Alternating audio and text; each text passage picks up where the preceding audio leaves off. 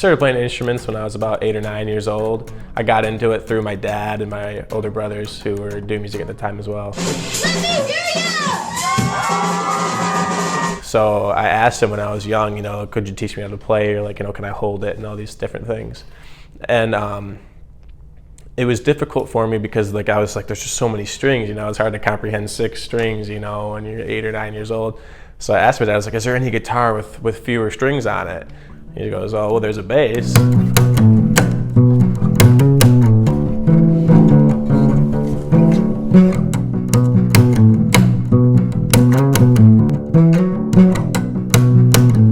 Yeah, so I've played in many different bands in my life. I mean, starting out since I was a kid, you know, just playing with my older brothers. We ended up forming a band that we called Gang Green, because our last name's Green, but then it's also like the name of a disease. So it's just kind of like a wild, like cool name.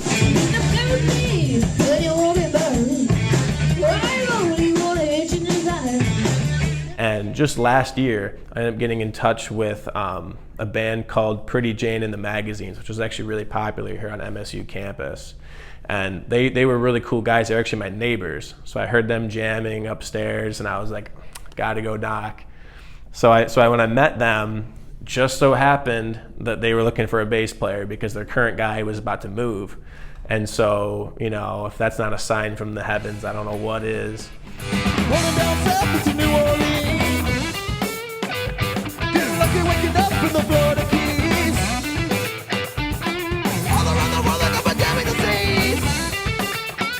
Then after a couple years, I was able to kind of transition my knowledge from the bass guitar like onto the guitar, because the first 4 strings are the same.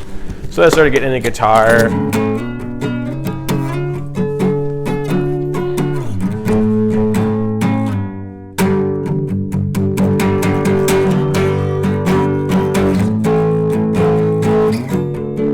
I play music now just because it's what I feel called to do.